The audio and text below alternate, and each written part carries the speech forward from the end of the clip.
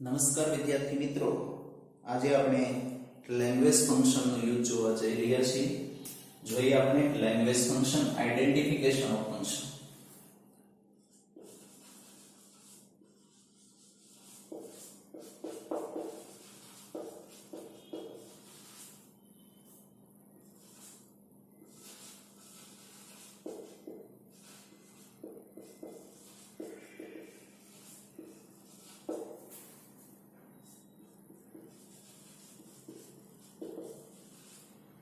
Language function અથવા તો identification of function. વિદ્યાર્થી મિત્રો, આઇડેન્ટિફિકેશન ઓફ ફંક્શન એટલે ફંક્શનની ઓળખ કરવાની છે. આ ટોપિક છે એ complete the sentence.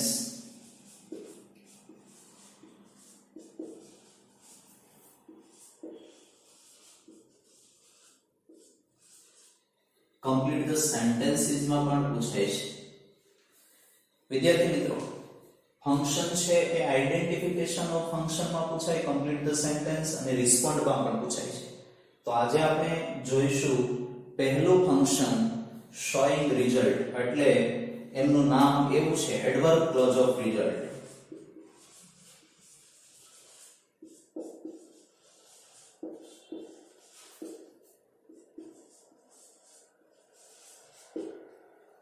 Adverb clause of result એટલે કે પરિણામ દર્શક ક્રિયા વિશેષણ રૂપ ઉપવાક્ય. આવડું એનું ગુજરાતી થાય છે, પણ ટૂંકમાં આપણે એમને કહી શકીએ શોઈંગ રિઝલ્ટ. વિદ્યાર્થી મિત્રો, આ શોઈંગ રિઝલ્ટ જે છે એ પરિણામ દર્શાવે છે. આ ફંક્શન છે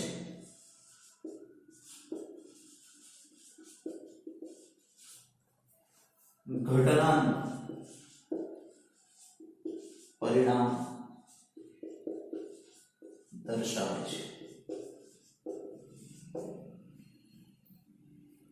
વિદ્યાર્થી મિત્રો, આ ફંક્શન છે ઘટનાનું પરિણામ દર્શાવે છે. કોઈ બાબત બની હોય એમનું પરિણામ દર્શાવે છે. એટલે પરિણામ દર્શાવવા માટે શોઈંગ રિઝલ્ટ આપણે વાપરીએ છીએ.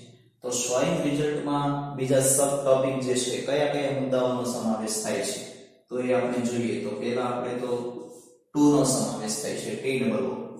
ત્યારબાદ ઇનફ, ત્યારબાદ આપણે સો ધેટ નો સમાવેશ કરી શકીએ છીએ. But so that, so dot dot dot that, ત્યારબાદ સચ ધેટ. તો આ ચાર ટોપિકનો આમાં સમાવેશ થાય છે. Two, enough, so that, such that. વિદ્યાર્થી મિત્રો, ટીઓ વિશે એટલે કે ટુ વિશે તો તમે અત્યાર સુધી ભણ્યા છો, પણ આ ટુ વિશે હવે આપણે અભ્યાસ કરીએ. તો સૌપ્રથમ આપણે લઈશું too, T double O. Too છે આપણને મર્યાદા દર્શાવે છે.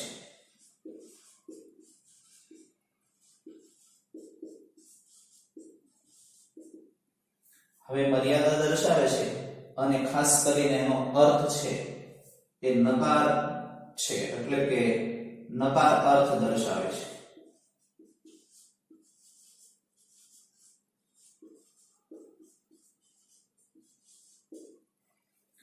આપણે એમની વાક્ય રચના જોઈએ. નકાર અર્થ જે દર્શાવે છે એમની વાક્ય રચના આપણે જોઈએ. ટુ ની વાક્ય રચના તો અહીંયા આપણે જોઈએ એમની વાક્ય રચના. વિદ્યાર્થી મિત્રો, બરાબર ધ્યાન આપશો.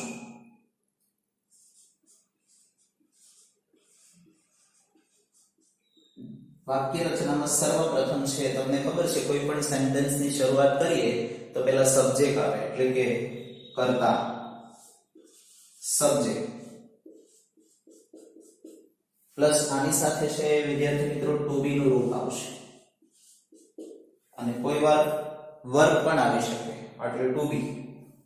પછી વિદ્યાર્થી મિત્રો અહીંયા ટુ આવશે, ત્યારબાદ છે એડજેક્ટિવ આવે,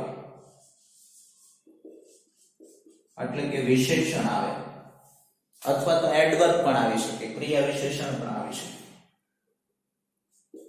ત્યારબાદ વિદ્યાર્થી મિત્રો આપણે જોઈએ તો ટુ પછી વિશેષણ, પછી પાછું ટુ આવી જાય, અને ત્યારબાદ V1. V1 એટલે શું? તો ક્રિયાપદનું મૂળ રૂપ આવે, ક્રિયાપદનું મૂળ રૂપ. અને ત્યારબાદ આપણે ઓબ્જેક્ટ પણ આવી શકે અને અમુક સેન્ટેન્સમાં ઓબ્જેક્ટ ના પણ હોય એટલે આપણે અધર વર્ડ્સ એવું લખી શકીએ, અન્ય શબ્દો અધર વર્ડ્સ. જોઈએ આપણે એક એમનું પ્રથમ સેન્ટેન્સ, એન ઓલ્ડ મેન, એક વૃદ્ધ માણસ. ટુ બી એટલે અહીંયા આપણે ઇઝ મૂકીએ, એન ઓલ્ડ મેન ઇઝ, પછી ત્યારબાદ આપણે ટુ મૂકીશું, an old man is too weak. Weak એટલે નબળો. વૃદ્ધ માણસ એટલા બધા નબળા છે. ટુ વોક, ટુ વોક એટલે ચાલવા માટે. વિદ્યાર્થી મિત્રો ફરી એકવાર જોઈ લો, બરાબર સમજજો, ધ્યાન રાખજો. આ ફંક્શન છે એ તમને પૂરેપૂરા ગુણ અપાવે. બોર્ડની એક્ઝામની અંદર શોઈંગ રિઝલ્ટ છે એ બહુ ઘણીવાર છે એ પૂછાય છે. So many time ask in board examination. ઘણીવાર બોર્ડ એક્ઝામમાં આ ફંક્શન પૂછાણું છે. જોઈએ આપણે ફરીવાર. અહીંયા આપણે પહેલા તો સમજૂતી મેળવી લીધી કે identification of function, complete the sentence માં પણ ખાસ કરીને ફંક્શન પૂછાય છે, રિસ્પોન્ડ ધ સેન્ટેન્સ માં પણ પૂછાય છે.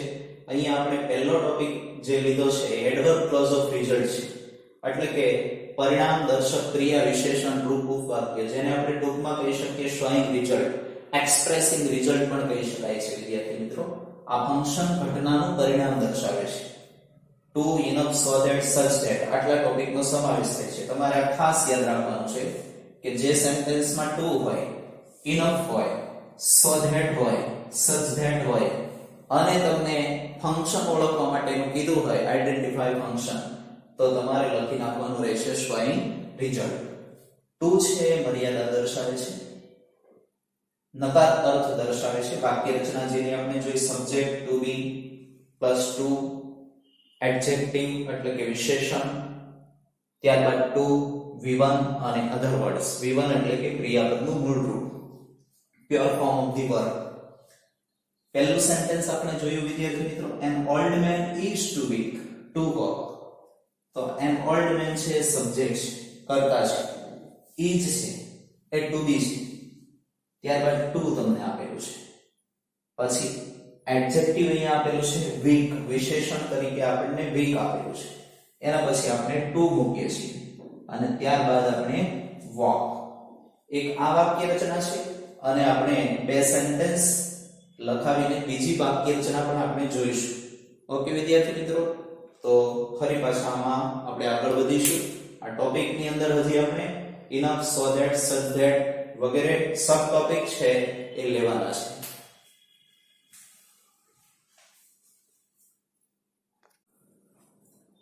નમસ્કાર વિદ્યાર્થી મિત્રો, આપણે આગળના લેક્ચરની અંદર ખાસ કરીને ઇન્ફોર્મેશન મેળવી ટુ વિશે, જેમની વાક્ય રચના જોઈ, એક સેન્ટેન્સ જોયું, એમાં આપણે આગળ વધીશું.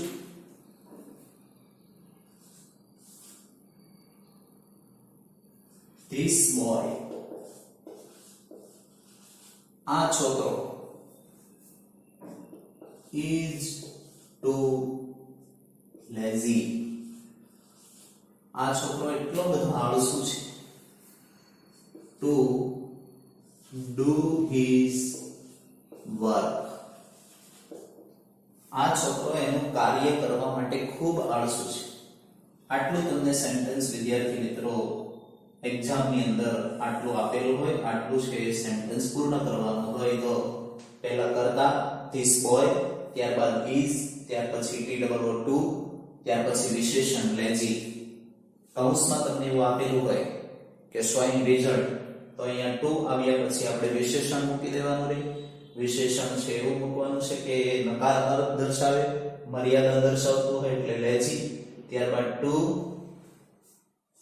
અને V1 ડુ એટલે કાર્ય કરવું, હિઝ વર્ક એટલે તેનું કાર્ય કરવા માટે ખૂબ આળસુ છે. ત્રીજું સેન્ટેન્સ તમને કંઈક આવું આપેલું છે, જ્યાં આપણી વાક્ય રચના છે એ બદલાશે.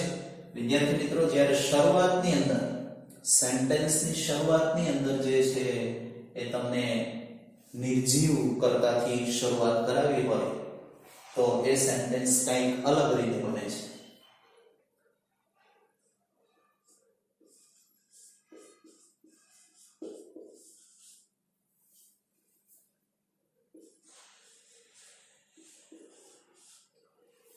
ધ પેપર વોઝ, અહીંયા પ્રશ્નપત્રની વાત છે. ધ પેપર વોઝ ટુ, આટલું તમને સેન્ટેન્સ આપેલું છે, ત્યારબાદ સેન્ટેન્સ પૂર્ણ કરો એવું તમને કીધેલું છે. કમ્પ્લીટ ધ સેન્ટેન્સ, અને કૌંસમાં તમને એવું આપેલું છે શોઈંગ રિઝલ્ટ. તો કઈ રીતે સેન્ટેન્સ પૂરું થશે એ આપણે જોઈએ. ધ પેપર વોઝ ટુ, વિદ્યાર્થી મિત્રો પેપર છે એ ઈઝી હોય તો કોઈ સવાલ નથી, પણ અહીંયા તો આપણે નકાર અર્થ દર્શાવે એવું વિશેષણ મૂકવાનું છે. એટલે paper, the paper was too hard.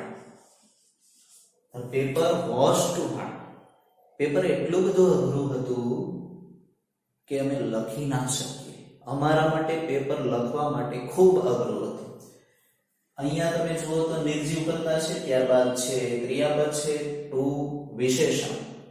હવે આપણે જે મૂકવાનું છે એ થોડું સેન્ટેન્સ પેટર્ન જે આપણે લખાવી છે એમાં ચેન્જીસ થાય છે. અહીંયા આપણે ફોર લખવું પડશે, ફોર. ત્યારબાદ કર્મ વિભક્તિનું રૂપ મૂકવાનું છે. પહેલો પુરુષ એટલે કે ફર્સ્ટ પર્સન, સેકન્ડ પર્સન અને થર્ડ પર્સન, એના જે સબ્જેક્ટ છે એના ખાસ કરીને જે ઓબ્જેક્ટ આવે છે એ આપણે લખવાના છે. કર્મ વિભક્તિનું રૂપ લખવાનું છે. એટલે આઈ નું શું થાય? મી, બરાબર છે. વી નું શું થાય? અસ. યુ નું યુ. એવી રીતે આપણે ખાસ ધ્યાન રાખીને હી નું હિમ, શી નું હર, ઇટ નું ઇટ, ધેય નું ધેમ. તો ફોર પછી જે આપણે લખવામાં આવે છે એ કર્મ વિભક્તિનું રૂપ આવે છે. એટલે અહીંયા આપણે લખીશું ફોર મી. તમે ફોર અસ લખી શકો, ફોર ધેમ લખી શકો, ફોર હિમ લખી શકો, ફોર યુ લખી શકો. તમે અહીંયા કર્મ લખી શકો ફોર પછી, ફોર મી. ત્યારબાદ આપણે ટુ લખવાનું છે, ટુ. અને પેપરને આપણે લખવાનું હોય છે એટલે છેલ્લું ક્રિયાપદ આપણે મૂકી દઈશું રાઈટ. અહીંયા સેન્ટેન્સ છે એ પૂર્ણ થશે. આ રીતે વિદ્યાર્થી મિત્રો આ ટુ જે છે એની સમજ આપણે પ્રાપ્ત કરી. હવે બીજા સેન્ટેન્સ આપણે જોઈએ છે.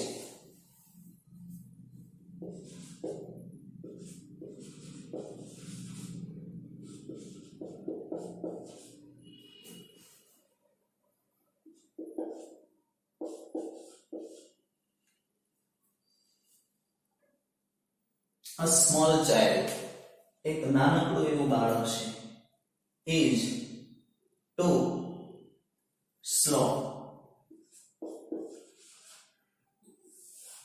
એક નાનકડું એવું બાળક છે એટલું બધું ધીમું છે. ધીમું એટલે અહીંયા ચાલવાની પ્રક્રિયા માટે, બરાબર છે વિદ્યાર્થી મિત્રો. તો એના માટે આપણે વિશેષણ વાપર્યું છે સ્લો. એટલું બધું ધીમું છે ટુ વોક, ચાલવા માટે. એના પછી આપણે જોઈએ તો આ જે છે સબ્જેક્ટ છે small child is two slow to walk. હવે આપણે એક સેન્ટેન્સ એવું જોવાનું છે કે જે નિર્જીવ કર્તાથી ચાલુ થતું હોય, તો એ આપણે જોઈએ. TV is too costly. Costly એટલે વિદ્યાર્થી મિત્રો મોંઘું, બરાબર છે. One who can not buy, એક વ્યક્તિ કે જે ખરીદી શકતું નથી, કારણ કે કોસ્ટલી વસ્તુ છે, મોંઘી વસ્તુ છે, બધા ખરીદી શકતા ના હોય. એટલે TV is too costly. For poor, poor એટલે ગરીબ લોકો માટે. અથવા તો તમે પુઅર ને બદલે કદાચ અહીંયા મી શબ્દ વાપરી દો, હિમ શબ્દ વાપરી દો તો બી ચાલે, બરાબર છે. અને એના પછી ટીવી ને ખરીદવાનું છે એટલે આપણે ક્રિયાપદ તરીકે લખીશું ટુ બાય, BU બાય. આ હતું આપણે ટુ ની વાક્ય રચના અને એમના સેન્ટેન્સ આપણે જોયા. વિદ્યાર્થી મિત્રો હવે પછીના લેક્ચરમાં આપણે ઇનફ વિશે આગળ અભ્યાસ કરીશું, જે આગળના લેક્ચરમાં આપણે પૂર્ણ રીતે ઇનફ વિશે જોઈશું.